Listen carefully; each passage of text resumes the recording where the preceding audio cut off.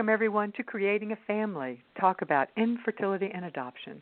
Today we're going to be talking about whether you should become a mother or a parent in your 40s, in your 40, 45, whatever. What are the options for becoming a mom at that point, and what are the realities of older motherhood? An important topic. I think you're going to enjoy it. This show is brought to you by Creating a Family. We are the National Infertility and Adoption Education and Support Nonprofit.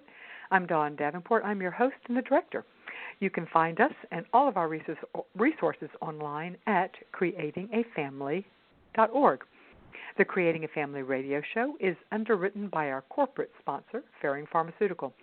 For women who have been undergoing fertility treatment and are still struggling to conceive, there are so many things that happen every day and so many interactions that happen every day that honestly weigh on our emotional health. There is, as they say, there's an app for that. Well, there is an app for that. This one is called Ferticom, and it's an app, obviously, for your phone. And it was developed by reproductive psychologists Dr. Ali Domar and Dr. Elizabeth Grill. And they designed this to help women address the many challenging situations that arise when you're struggling to conceive and are not, at that point, successful. They use cognitive, behavioral, and relaxation techniques, and they present more than 500 different coping options, and then they give you 50 specific situations that come up every day that you need to deal with. It's a great app, and it's available, and it's free, and it's called Ferticom, and you can find it at their website, ferticomapp.com. Let me spell that for you. F-E-R-T-I, that's Ferticom, C-A-L-M, app, A-P-P, ferticomapp.com. Excuse me. This show and all the resources provided by Creating a Family could not and honestly would not happen without the support of our partners. And our partners are agencies and organizations that believe in our mission of providing unbiased, accurate information along the entire continuum of those who are struggling to create a family. One of our wonderful goal sponsors is Adoptions from Shepherd Care. They are a nonprofit adoption agency founded in 1980, providing domestic infant adoption, international adoption from Colombia, and domestic and Hague-approved international home studies. Their mission is to provide competent and compassionate adoption services to expectant and birth parents, prospective adoptive parents, and most of all, children needing a forever family. Another one of our partners that believes in our mission is Schraps 2.0. They are a specialty fertility pharmacy that believes pharmacy care can and should be remarkable. They have a lot of really innovative programs, including one that I absolutely love, which is the Open the Box program. So when your box of fertility meds come and every single person is overwhelmed at that point, they may say they're not, but they are, and they open the box and they have a service where somebody from Schraps 2.0 calls and literally walks you through the entire box. I absolutely love it. I think it is brilliant. For more information, you can go to our website on our partners page and find out about Schraps 2.0. Today, we're going to be talking about should you become a mother at 40, at 45? What are the options for becoming a mother at that age, and what are the realities? And we're going to the experts. We're talking to moms who became a mom for the first time in their 40s. So a panel of women are going to be talking to us about how they made the decision, what options to become an older mom, what options they chose, because there's a number of different options you have. And here's the most important part. What is it really like? What is the reality of being a mom in your 40s, particularly in now, because it's now that we see it. We see it happening more often, which is why we are re-airing this show from a couple of years ago. And what sparked us to re-air it was noticing that people were searching for this topic more. There was a recent report that came out that birth rates were decreasing in all age ranges in the United States, except for women in their 40s. It seemed like this was the appropriate time to bring back this show. I hope you enjoy it. Welcome, Lisa, Molly, Kathy, and Julia to Creating a Family. Thank you, Dawn. Thank you. Thank you. Thank you. Happy to be here. Yeah, well, I'm looking forward to this show as well. I think in general, infertility patients tend to be older when they get pregnant. Obviously, they have usually been in treatment for a while and have struggled trying to conceive before even that. And the same could be said with adoptive parents. But we get a lot of questions from people, both on our online support community as well as just throughout the social networks and emails, of people thinking about becoming a parent, but knowing that their age may be a factor, and worrying about the issues that may arise. So I'm really looking forward to talking with you guys, because you're of the been there, done that contingent. One of the questions that you've probably all received is, why did you wait until your 40s or 50s to become a mother? Julia, let me start that with you. You waited until you were 50, or you may have conceived at 49, but anyway, you were 50 when your child was born. So why wait that long? Well, I'm in a kind of unique situation. Less and less unique. I'm in a same-sex marriage, and first, I hadn't found the right partner yet, and second, in Tennessee, being a gay parent has in the past been grounds for losing your child, and I never felt really safe until I met my wife Lisa, and we decided to move forward. Plus, egg donation when you're using a live donor is extraordinarily expensive and difficult, and the technology has improved substantially in the last few years, so now we have egg banks, just like we have had sperm banks. Mm-hmm. So it was a much more feasible thing to do. And more economical, right? Yeah. Kathy, what about you? You were 41 when you adopted, which in the world of adoption is not really considered much older, but then you adopted again 2 more children in the same year when you were 45. Why did you wait until 41 and 45 to start your family? Well, mainly it's the history of my family, I think, more than anything else. And I did want to correct one thing. I'm actually not married. So you're a single mom. I'm a single mom, but I do have my mother living with me. So I'm not doing this by myself, but I'm not doing it with a partner. Okay, that's important, because I think that there are different issues, right? They are. I am an only child and an only grandchild, and I was facing really having not a whole lot of family. And I had been tinkering with adoption. I really wanted to do it, but I wasn't kind of getting there. And I guess when you turn 40, it's one of those milestone birthdays. It got me serious. Okay. Yeah. I think that happens to a lot of people. All of a sudden, a birthday with a 0 on it does get our attention. Molly, what about you? You adopted through foster care. You were fortunate and had an infant, replaced an infant. Why did you wait to 45 to consider adoption? We didn't really wait. We had been pursuing international adoption after we recognized that some fertility issues we were having, and the treatment for the fertility issues would have taken a lot of money and a lot of time and quite frankly, a lot of pain. So we opted for adoption, which had always been in my plan, but I was glad to bring my husband along at that point. We pursued several international adoptions and got really close several times, just to have the door to the country be closed for governmental reasons. Mm-hmm. Yeah. And you were right in that time frame, weren't you? Yeah. Where a lot of we really were. Closed. Yeah. Yeah, it was very painful. So we moved back to our home state, and I said, why don't we just try this foster adoption? We might not get a baby, but we have experience with teens, so let's just jump in with both feet. And about 2 weeks after our last class and all of our paperwork was through and we were approved, we received the call. And here she is. Wow. Yeah, we were very lucky, we know. Yeah, well, and Lisa, how about you? You were 44 when you adopted, I think it's your son, right? Yeah. That's correct. Actually, it sounds like on the panel, I'm the one that had the most traditional route to later motherhood, and that I'm a late bloomer altogether. So I married late. I went back to graduate school late, and then we started. After I finished the sort of the class portion of my graduate program, I felt more comfortable potentially becoming pregnant, and because I wouldn't have to travel back and forth to class all the time. So we tried fertility treatments first. They are, as others have said, extremely expensive, time-consuming, and painful. And for us, they didn't work. So we tried a lot of different things, and that takes time.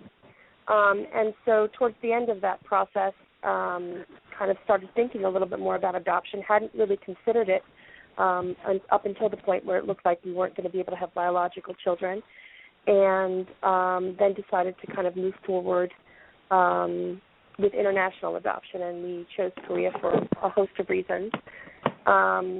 And that was a long wait as well. We were sort of caught in a changing timeline in that program. Somebody had alluded to earlier to countries closing, and that certainly happens. And Korea is in fact, adopting fewer and fewer children out of the country as time goes by. And so it took a little longer for us to actually, our son's arrival took a lot longer than we anticipated. So we were in the process for quite a while. Yeah, I think that's actually a story for a lot of people, especially with international adoption. Well, both, actually. Yeah, all types of adoption, really, that it takes longer than they had originally anticipated.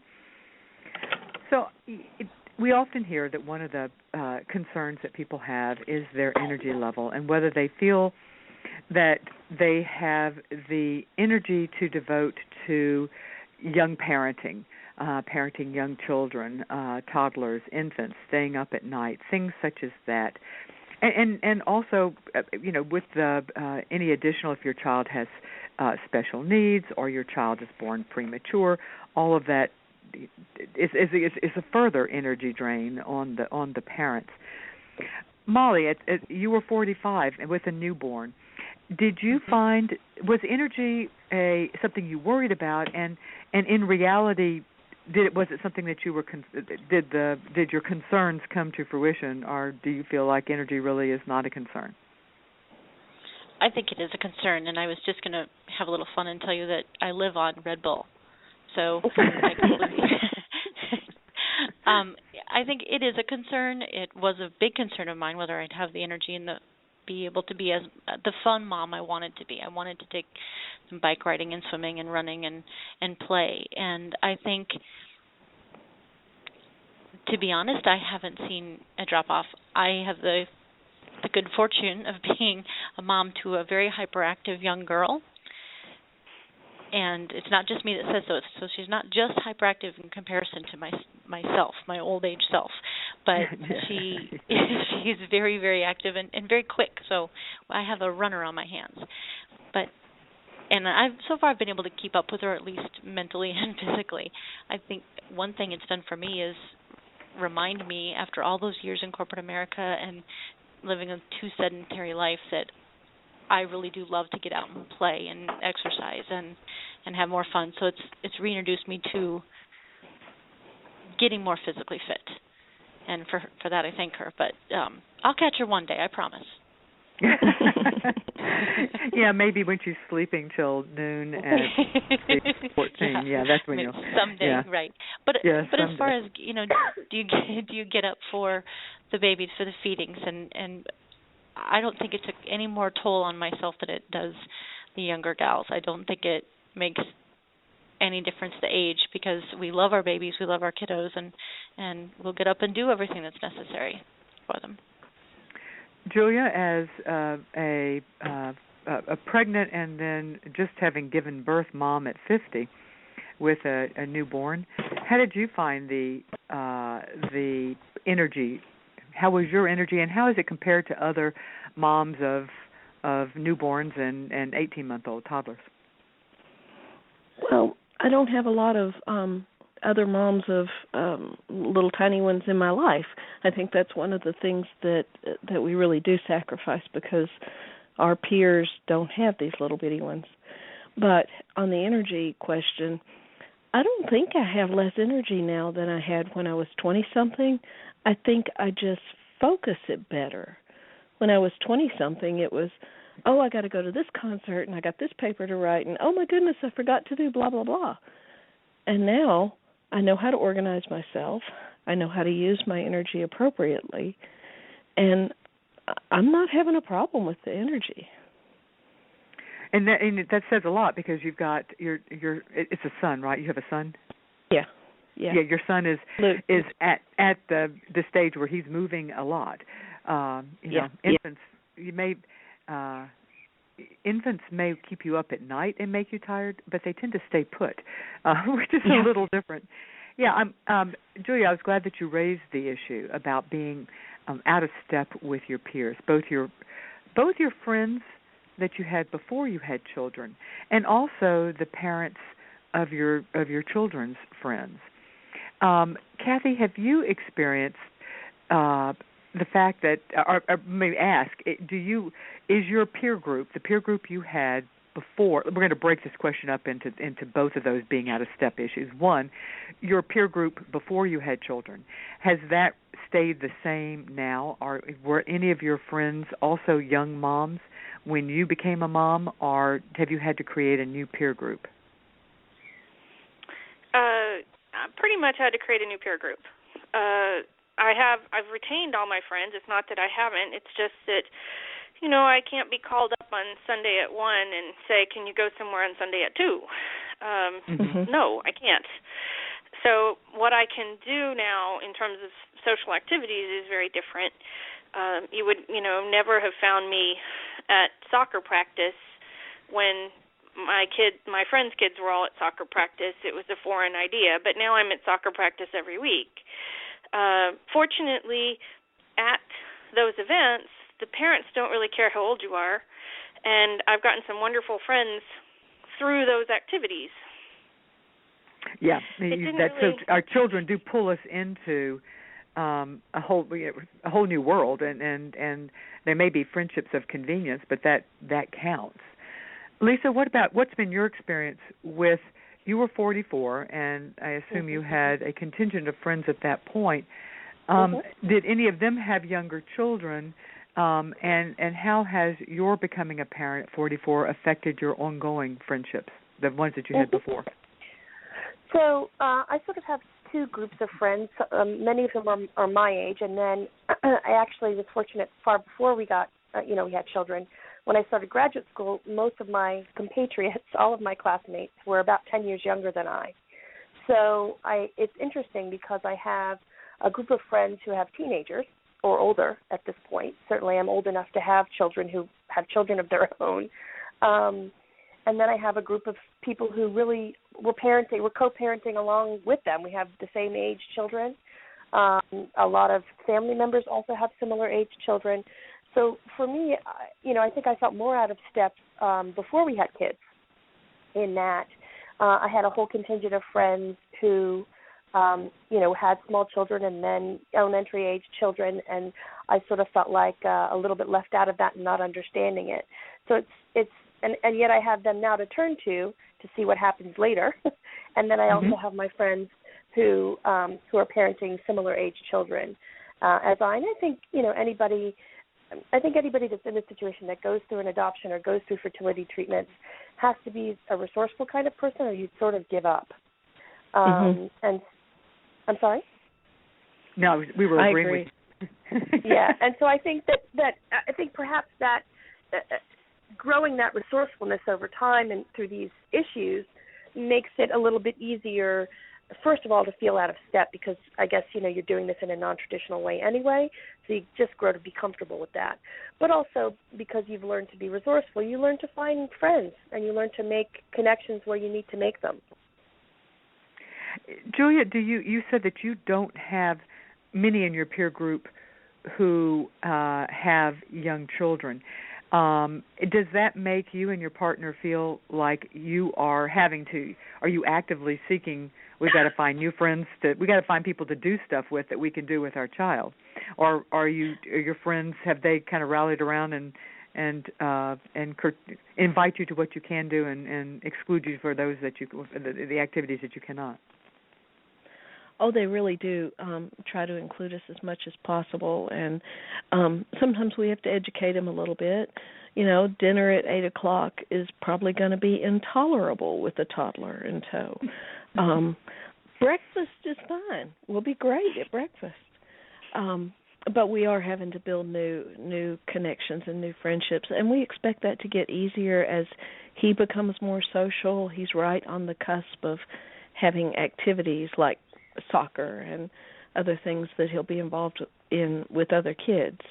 When they're little babies, there's just not that opportunity to bond with other parents because your kids aren't doing social things. No, you don't have that. Right. Even the mommy and me type of things will get you out and around other moms of infants, but he's a little on the young side. Kathy, have you found that do you feel different from the parents of your children's friends? Do you feel like you have much in common with them, given that you're likely, 10 years older than many of them, maybe even more, I suppose? It's not the age gap that interests me. It's the background of my children. I have to be conscious a lot of the time for when an adoption issue will come up. That whole thing of sharing baby pictures. I have 2 kids I don't have baby pictures of, that I will never get baby pictures for. I have, one child who will sit in class and they'll say, well, where are you born? And we'll be going around the state here, and he'll put up his hand and say, I was born in Kazakhstan. It's there's just differences there, and you have to be really sensitive to when those are not important and when they are. Mm-hmm. And that makes you feel out of step with the parents of your children's friends. Sometimes. It can. Particularly my younger son came, I adopted him when he was 20 months old, and he came from an environment with neglect and trauma. And so I'll be doing things with him to deal with that other parents simply never encounter, and you really can't share a conversation about it because they don't have any background in it. So you do have to, and in situations like that, you do also have to find other resources for people who do have a background in that, so that you can have that conversation. But it's not the fault of anybody. It's not really a problem. It is the reality. It's just the reality. Mm-hmm. Yeah. You are listening to Creating a Family. Today we're talking about becoming a first-time mom over the age of 40. Creating a Family has the largest adoption and infertility communities on the social networks, and we would love to have you join us. There are 3 ways to connect with us on Facebook. There is our Facebook page, of course, which you can find, facebook.com/creatingafamily. We also have a very large and active Facebook support group. It is a closed group, so you have to request to join, and we have to approve you, which we will. The easiest way to find that support group is to type in the words Creating a Family in the Facebook search box. The page and the group will pop up. You can like the page and join the group. Or you can connect with me individually on Facebook, and that's Dawn.Davenport. Dawn.Davenport 1 on Facebook. We also have an account on Pinterest and Google Plus and Twitter, and we are Creating a Family at all of those. So you can find us that way. I'd like to talk a little about the financial aspects of becoming an older parent. And it seems to me that it can cut both ways. One, you're probably more financially secure than you were in your 20s and early 30s, but you also have fewer years to save and prepare for the future. So I can't help but think that it's a double-edged sword in that way. Julia, how have you analyzed it? I know you well enough to know that you do analyze, so you do think things through. So how did you factor that in when you made the decision the first time, and how are you factoring in it now when you're thinking of doing it again? The first time it was such an emotional experience, and we were looking at the cost of conception, and we were lucky that our fertility clinic worked with a company that provides financing at about the same rate that you would finance a new car. So and the cost was about the same. So we decided, one less car in our lives. Okay. So that emotional part of it. we got past, and I don't think I think we had blinders on and didn't think about, oh, wow, we're taking on the cost of raising a child when most people are, funding their retirement funds,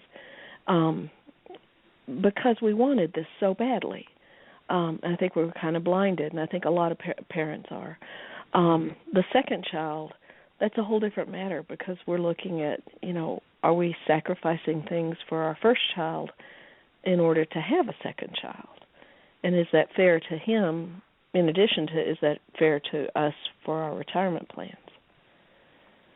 Yeah, I think that's real, and the reality of paying for college at the time when you're on Social Security, and it's just how you think in terms of what you need to save in order to be financially secure, as well as to meet your obligations. Lisa, what thoughts have you had in? You also are contemplating adding another child. How have you analyzed the finances, both the first time when you were 44 and now when you would be 46 or 47 by the time you, or probably even a little older by the time if you adopt from Korea? Yeah, probably almost 50, yeah. So it's we used to joke that we have already spent our first child's college education trying to get our first child. And I think that's actually a really accurate assessment for us anyway, because we went through fertility treatments and not all states cover fertility treatments, and much of ours was not. We both got second jobs, and we both borrowed from family to make all of this kind of thing happen. And I think that Julia's right. It's a very emotional decision. And we decided, this was more important to us than the retirement fund at this point. But we are, now that we have a child, we are in a slightly, as Julia said, a very different, not slightly, very different position. And we are trying to determine whether or not that's a viable option for us. I think the emotions were so overwhelming the first time, and we hadn't spent the entire college education as yet. But now we have, and so we have to make sure that we can provide for the child that we already have, in addition to hopefully ourselves, so he doesn't have to support us in our old age, and then have enough to provide equivalently for any future children. So it's something that I think it's not a strictly financial decision, which complicates matters. And I think everybody has their own way of thinking about it and their own priorities. And there's lots of different ways to go about it. Adoption and fertility treatments cost very differently depending on kind of what the parameters are. And so everybody has to make the best choice for themselves. But it certainly has been something that's been a difficult thing to contemplate. And I remember, particularly during the fertility treatments after the third time, going through IVF, thinking how painful it was that money was going to be the thing that was going to prevent us ultimately from potentially having a family. That piece was very, very, very painful. But it's a reality, both for fertility treatments and for adoption for many people.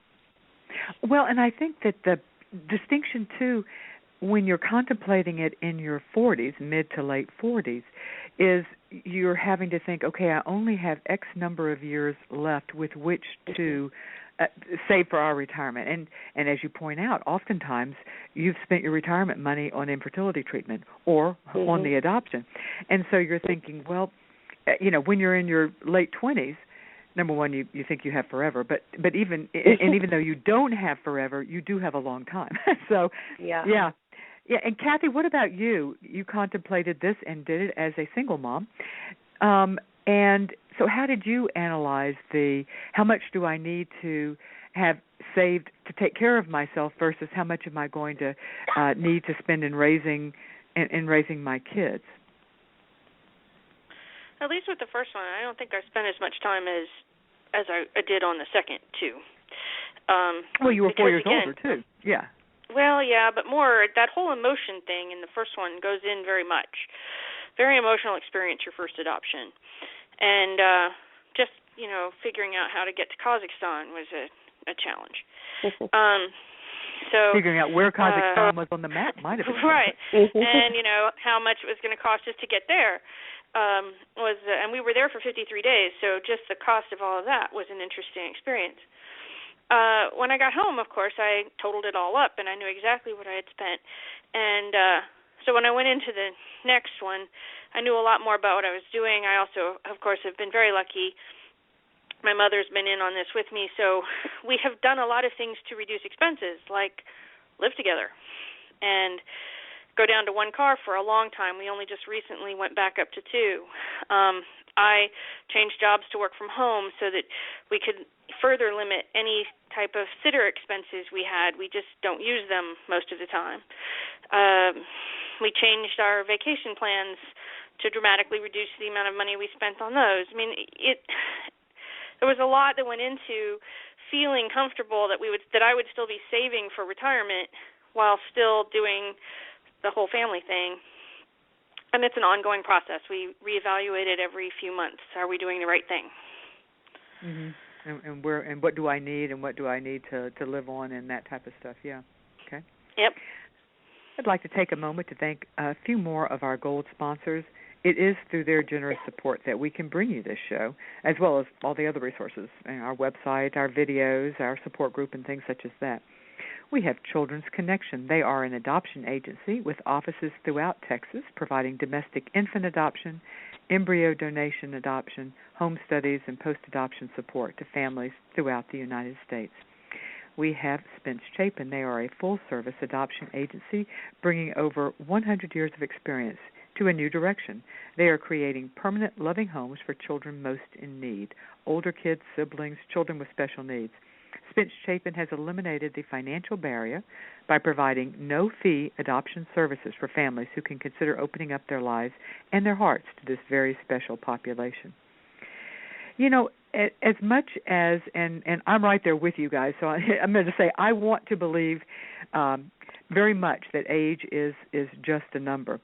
But I know that it isn't. I know that I only have, I've only been allocated so many years on this earth, and I, as much as I don't want to think about it or contemplate it, it is the reality. And how? But I think when you take on a young child when you are in your 40s or 50s, you have to start assessing age in a different manner.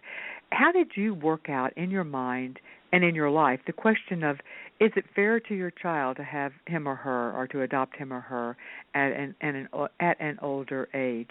Molly, how did you work that question, which I think is a universal question that all parents who are all older parents have to consider? You're exactly right. I've had a lot of moments of guilt, wondering if maybe my age would hamper my daughter's life, quality of life, the fun that she's able to have, or the exposure she's able to have, and especially in my circumstances, because she was born to another local set of parents who are unable to care for her. There is still a little bit of guilt in my situation, wondering if maybe had they been able to erase some of their bad behavior or manage things a little bit better, if they might be more active than I am. But looking through that, I think there's a lot that I can give her because of my age. I'm a much calmer parent, and especially in her hyperactive mode, that's what she needs. She needs someone to calm her down. I think I've been able to been lucky enough to travel a lot in my life, and so I'm planning on giving her that as soon as she's able to appreciate a little bit more things. I'm very excited about being able to open up the world to her. My parents were a little bit older when they adopted me. They were 35, which back in that time period was old for parenting. That's funny. Yeah. It's funny, yes. Yeah, and I do remember, once or twice it coming up that maybe my dad no longer wanted to ride the roller coaster with me. But for the most part, I think older parents tend to have a better grasp on their world. Their little things don't faze us like we used to, because our car has already broken down before. we know how to handle it. We just make a phone call, or we prepare for life's events a little bit better. Or we have some checks and balances in place already that I think younger parents may not. So, and I, for one, know when I need a little more help, and I know had I been a younger parent, I might not have been able to reach out and ask for it like I am now. I'm willing to throw in the towel a little bit faster than I used to, or at least ask for some support, but particularly with a child of my daughter's behavior levels. Sometimes that's necessary to reach out for other ideas. And for the rest of you on the panel, I want you to be thinking of some advantages that you have found as well. But before because I do want to, that was actually a question that I was going to ask, and we'll kind of list them off.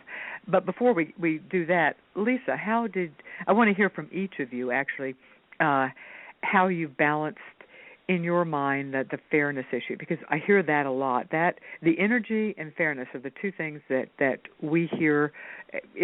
When we get questions, they seem to kind of revolve around those two issues the most. So Lisa, how did you assess whether is this fair to our son? With us being in our 40s when we start with him. I think the first time I had a very different sort of viewpoint than I do now. I'm more concerned about that for any future children that we might have. Because we would be significantly older than the child. You'll be 50, probably, if given the nature of right. You're 46 now, given the nature of, right. and your child will probably be about 2. So probably older than that. They're coming home 2.5, 3. It might be even 4 by that point. But yes, it would still be a child that started out running like this one did. Mm-hmm. Yeah. We went from 0 to running. But yes, that's a certain amount of energy, and you have to think kind of in the future, am I going to be able to sustain that? And I really honestly we were not all that concerned about it the first time. I really felt very strongly that what we could provide a child would far outweigh kind of the concerns about being sort of too slow or too uninvolved. I think by the time when are you going to die? I'm actually trying to get at not when you're going to die. I'm not asking that question. Sure. But I could tell you that. Yeah. Wouldn't you like to? No, I wouldn't like to. Right. But nonetheless, it's more will I be around till my child is 18? Will I be around when my child's 21? That's more the issue. Not so much the energy, but am I going to be there to see my child graduate from college and that type of question? And I think everybody has to go based on kind of their own family history and their own health level. And we felt relatively confident that we'd be there through at least that, but certainly it's something that crossed our minds. And we have made sure to have people in place in the event that we're not. And it was something that we thought about perhaps much earlier on than parents who are younger or parents who just have sort of normal traditional pregnancies do. I think we spent a fair bit of time discussing it and thinking about what that would mean for him, how it will feel to be in class with his little friends and then have the oldest parents in the room.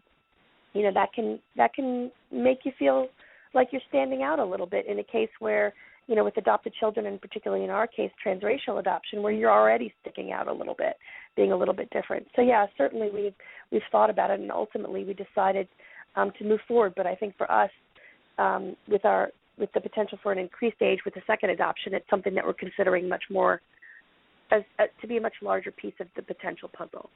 Yeah, and I can see that because on our side, before.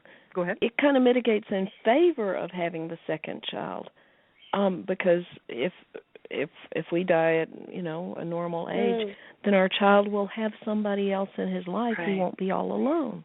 Mm-hmm. That's an interesting point, and that's something I hear a lot. That was Julia speaking. You are exactly right. The thought of, I want my child to have a family, and I won't be that family. Realistically, when my child is 40, I may not be here, so therefore I want to have my child have a family. That's an interesting way to look at it. Mm-hmm. Kathy, what about you? Well, I'm sitting here listening, and I'm kind of somewhere in between, I think. first of all, I don't think I really. I worry sometimes about whether I'm going to be there when they're 21 or 25, but my family tends to be fairly long-lived. My mother's doing fine at 77 right now. So I don't try and spend a lot of time on that.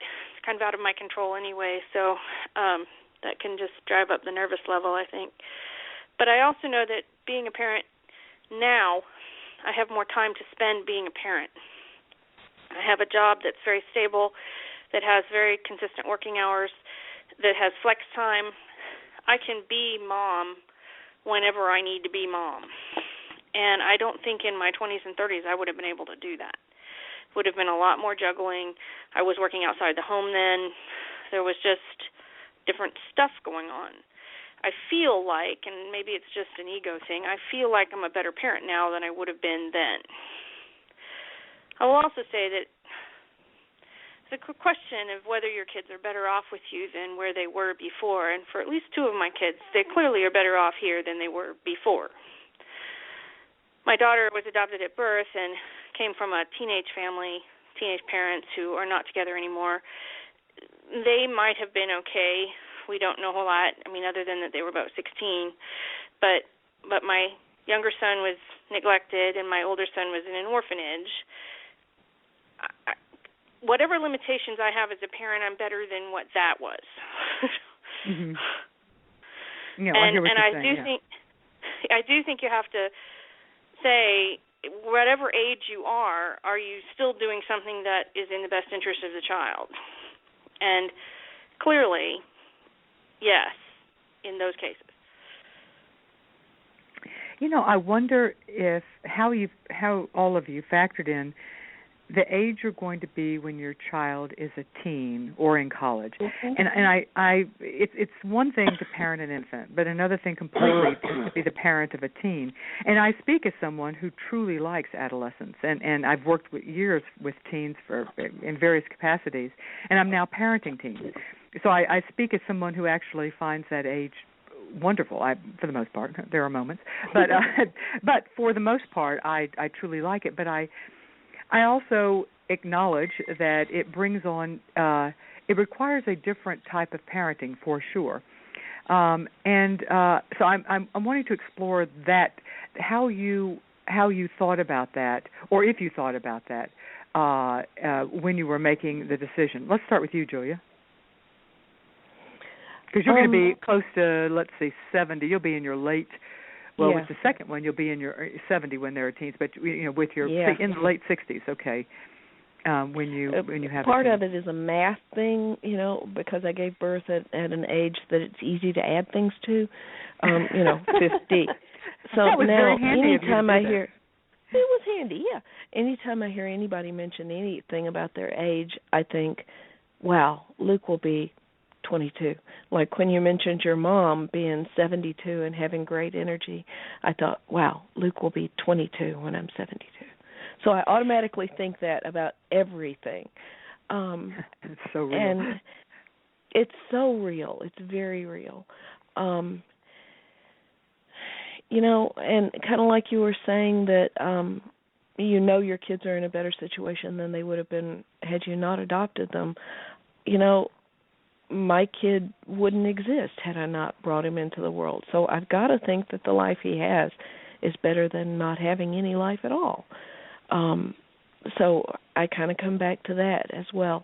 The hard issue for me now is that we have 2 frozen embryos still, and do I bring those children into our family, and knowing that I'll be in my 70s when they graduate from high school, or do I allow them to be adopted by another family who would bring them up, presumably a younger couple? And how do I make that work? That's the fairness thing that I'm struggling with right there. What's fair to them? Yeah, that's a really interesting dilemma, and I can see. Yeah. Lisa, how about you? You are contemplating it again. Do you think in terms of, or how do you think when you think in terms of the issue of how old you'll be when they are teenagers and beyond. Yeah. And let me tell you, early adulthood too, because my experience has been I guess I have teens as well as young early adult children and early adulthood children in early adulthood. Anyway, although they may or may not acknowledge it, they need me quite a bit too. Sure.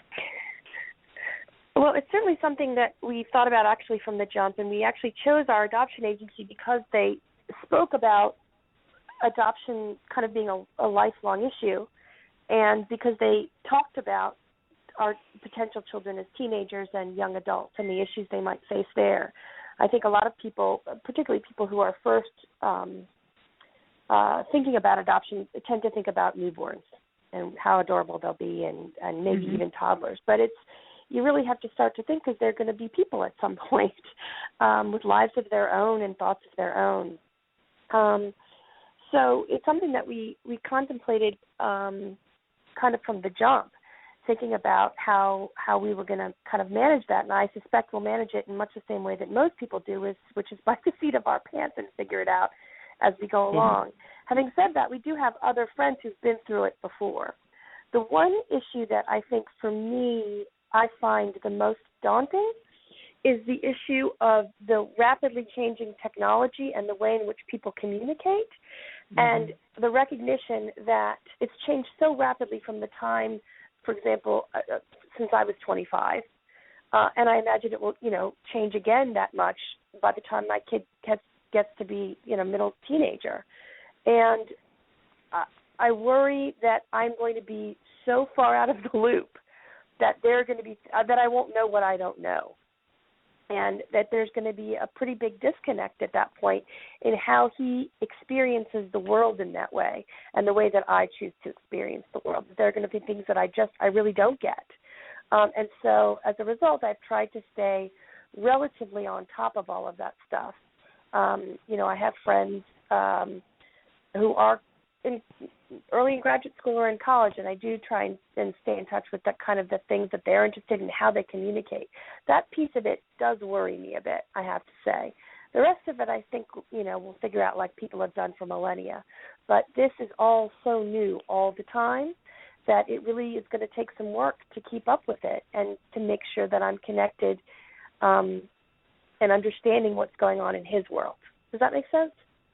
It does make sense, but I would say that that's a doable thing. I think that I hope so.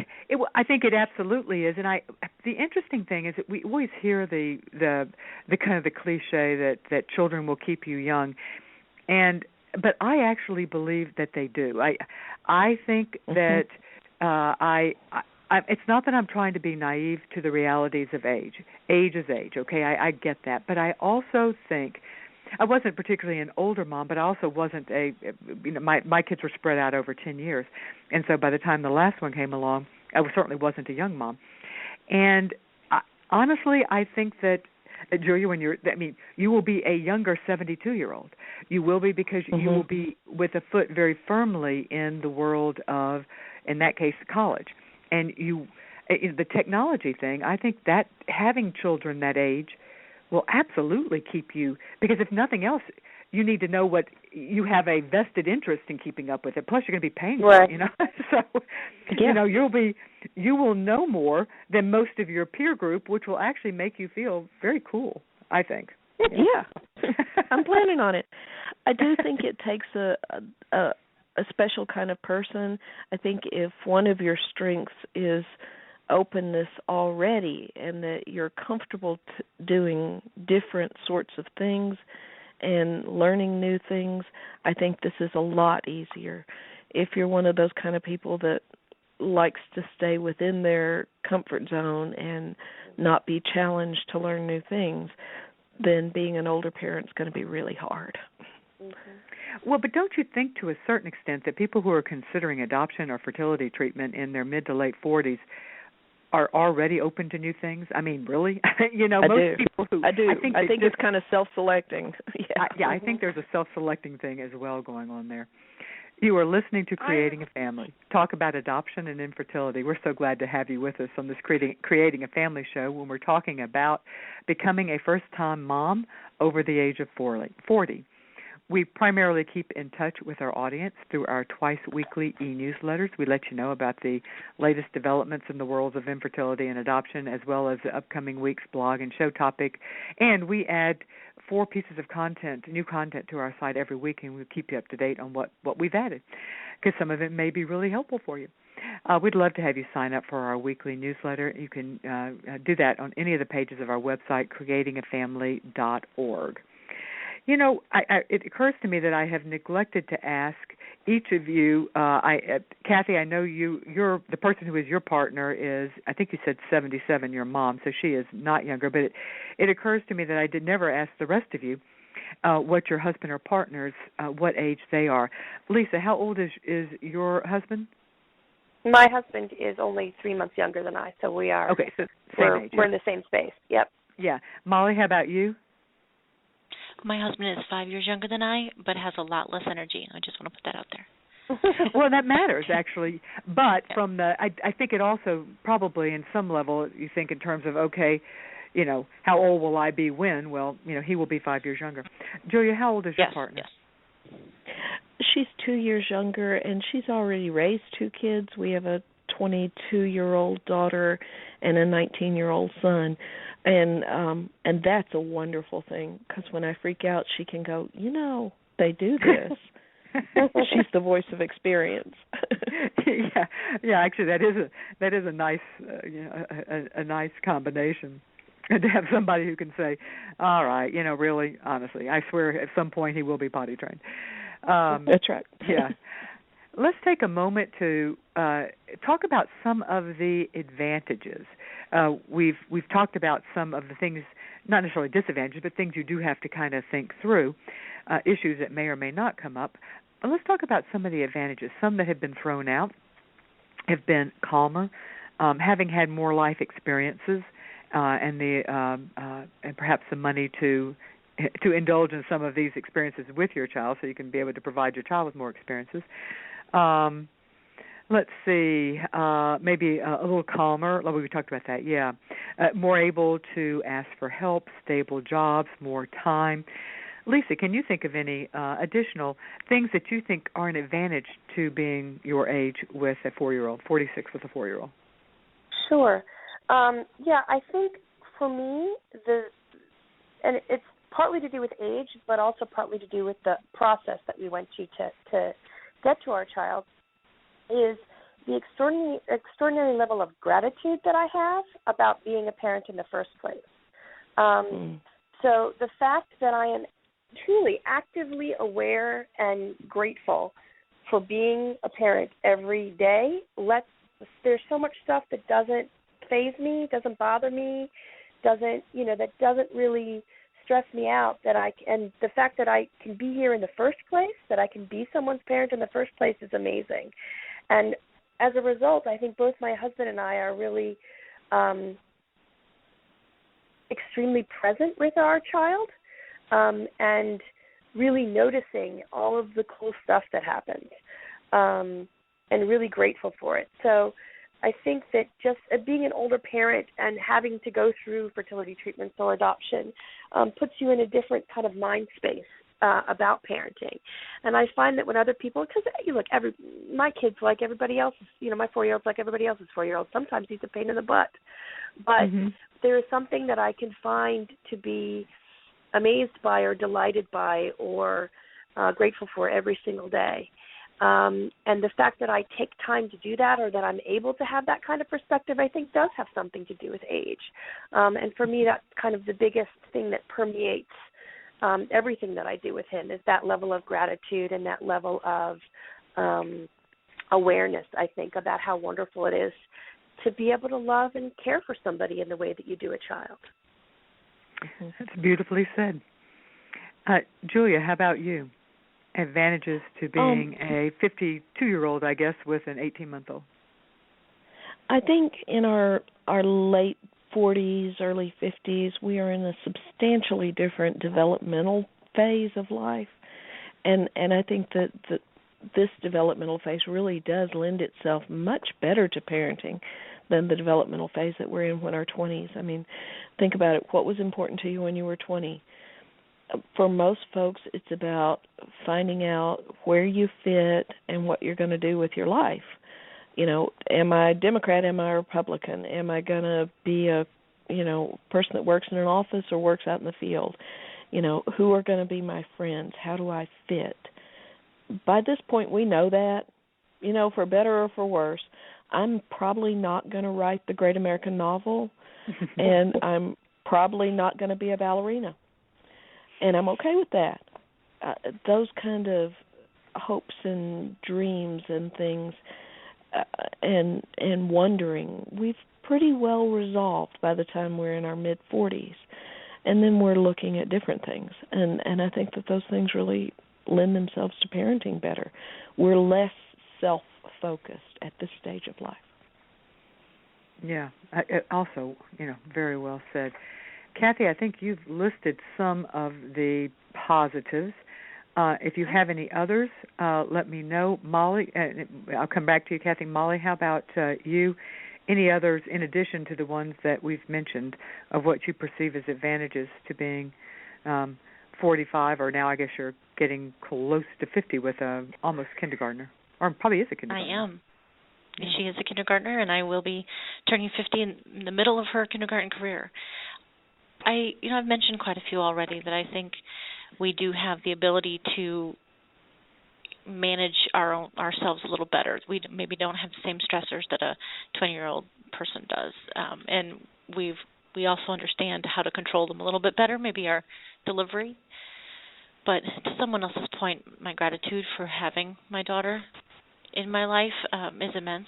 Being able to hear her say, "Mommy," makes me willing to do everything possible for her and put some of my goals that I'd had prior in the back seat. The other thing I wanted to mention is that my parents passed away when I was very young, in that early teen or late teens, early 20s years, and as devastating as that was and will always be, I think it's given me the foresight to know intrinsically what I need to prepare her for, and what I need to prepare her, how I need to prepare her. She's naturally an independent girl, so I think that is terrific, because I see her needing to have that independence at some point in her life. But for me, it makes me a better parent, because I know that I may not be around to see her great-grandchildren or her children, potentially. So I soak up every moment with her, and I just thoroughly enjoy her company. Kathy, anything to add before we move on to the next topic? I'll say only that I share the sense of gratitude. Every time one of my kids smiles at me, it just brightens the room. It's an amazing sensation to know them, to love them. One question I feel like I must ask is because we get this question a lot, and not necessarily in relation to whether you should be an older parent, but how hard is it to? We get the question more often with adoption, but I think it's a relevant question to ask with both adoption and fertility treatment. Did the three of you, Kathy, Molly, and Lisa, adopted? Was it hard? Kathy, you were 45 and did an infant adoption and a 2-year-old adoption. One, I presume one was from foster care and one was a domestic infant adoption. Was it, in specific to the domestic infant adoption, was it harder as a 45-year-old woman to adopt than did you have to wait longer? Well, this is going to sound amazing, but it was 6 weeks from the time I was paperwork ready till she was home. Yep, but I do think, yeah, I know, pretty astonishing, and I still can't believe it now. But at the same time, I took steps to make sure that I made it easier. Being single and being a little bit older. Not that age really shows in your profile much, and you aren't required to mention it. So it's not like I was out there advertising that. But still, it's one of those things. I went with a referral service and really kind of widened the field. And I had told my supervisor that if I got a call to fly today, I was flying today, and he needed to know that. And I was matched on Thursday. She was born on Friday, and I picked her up on Tuesday. So wow. be ready to fly. Well, and your flexibility and you cast a wide net. Molly, what about you from foster care? Lisa, it really wasn't an issue. It's not an issue because in international adoption there's a set age, and as long as you're below that age, it just doesn't work against you one way or the other. Molly, did you find it in any way working against you with foster care adoption? Not at all. Our area doesn't appear to have the same age limitations for foster care. In fact, we continue to get calls, and we take children on a part-time basis all the time. I will tell you that when we were looking into international adoption, we did see a lot of barriers. There were a lot of them that I was simply aging out of very quickly. Mm-hmm. So that was one of the reasons why we considered foster care as well as, for a while we sort of spread our net far and wide and looked across all the agencies. But even when we started looking, when we realized fertility treatments were not going to be working or working for us, we were already aged out of several of the international adoption programs and domestic adoption programs. The difference, though, is at least in international, up front, they have a cutoff. It is this age. If you're below this age, you are accepted. If you are above this age, they may or there's some that they'll tell you they'll make an exception, but generally you're not. So it's a known deal. But you're right. It's you may know it, but you may be aged out of it. Julia, did you find I will say that most clinics have no problem working with women 45 and under, and most that I know of, that right around the 45 age don't have a problem. But there are definitely clinics that have issues or have rules or at least considerations for women, over a certain age, and certainly women in their 50s. Did you find that to be an issue at all, or have you heard of other situations, other clinics where that has been an issue? I went through a very frightening thing when our son was born. We immediately started thinking about, do we want another, because our clinic was saying we will not transfer into a uterus that's older than 50. Wait, I gave birth at 50. Wait a minute. Yeah. Or if the intended parent's combined age is more than 100. And that was just my clinic's own particular stance. So we were asking for exceptions and blah, blah, blah, trying to get around that. And about that time, the American Society for Reproductive Medicine came out with a new standard that said that it's perfectly fine to transfer an embryo into a uterus that's 55 or less. So, we got a break. But still, I'm creeping up on that too. I'll be 52 next month. So the pressure there is that women who do IVF in their 30s don't have. Their pressure is, okay, I've got to pay $500 a year to keep my embryos stored, but I got plenty of time to do something with them. If you do IVF later in your reproductive life, you don't have that luxury to wait. My sister, I was 6 years old when we adopted my sister, and I think that was maybe a little too much age between me and her. But I certainly wish I could wait until Luke was a little bit older before we considered having another. But that's just not an option. Right, yeah, both for your age as well as you point out, you're nearing the upper cutoff. And I will point out that not every clinic, even though ASRM has made that statement, there are still clinics who have other rules, similar to the one, Julia, that you mentioned. Let me remind you about two more of our gold sponsors. It is through their support that we can bring you this show and all the resources here at Creating a Family. We have, Bethany Christian Services. They are a global nonprofit organization dedicated to empowering children and families. They are committed to quality social services along the child welfare continuum. Those services range from pregnancy counseling, family preservation, to foster care, and to adoption. We also have Nightlight Christian Adoptions. They are pioneers in offering embryo donation and adoption services to clients throughout the world through their Snowflakes Embryo Adoption Program. Ladies, I thank you so much for being on this show today. If our audience, anyone out there, has enjoyed our show, this one or others, please, if you would like to help us grow, we would certainly appreciate if you would rate this podcast on iTunes. If you have iTunes on your computer or your phone, you just type in the words Creating a Family and we pop right up. Otherwise, you can go to creatingafamily.org/radio show, click on the iTunes button, and it will take you to the rating. It's a star rating. Oh, and we would also love it if you would give us a comment. We will take either or. We really appreciate comments. However, again, thank you, Molly Cashman, Julia Tate, Lisa Notes Colburn, and Kathy White for being our guests today on Creating a Family. I will be blogging on this topic tomorrow, so I would love to have anybody who is interested to come around, and we will continue the discussion in the comment section, so please do. And thanks for joining us today, and I will see you next week. And now, an ad from Dad. All right, save money on car insurance when you bundle home and auto with Progressive. Can I take these off? All right. What is this? This looks good. Wow, that's well made. Where did you get this? I'm talking to you with the hair. Yeah, where did you get this? It's good stuff. That's solid. That's not veneer. That's solid stuff. Progressive can't save you from becoming your parents, but we can save you money when you bundle home and auto. Progressive Casualty Insurance Company, affiliates, and other insurers. Discounts not available in all states or situations. Your hands were made for greatness.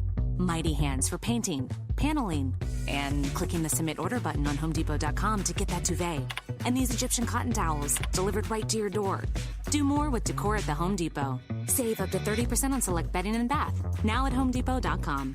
More saving, more kinds of doing. Valid on select items online only. Free delivery on select items $45 or more. Enter promo code BEDBATH15 at purchase for an extra 15% off. Visit HomeDepot.com for more information.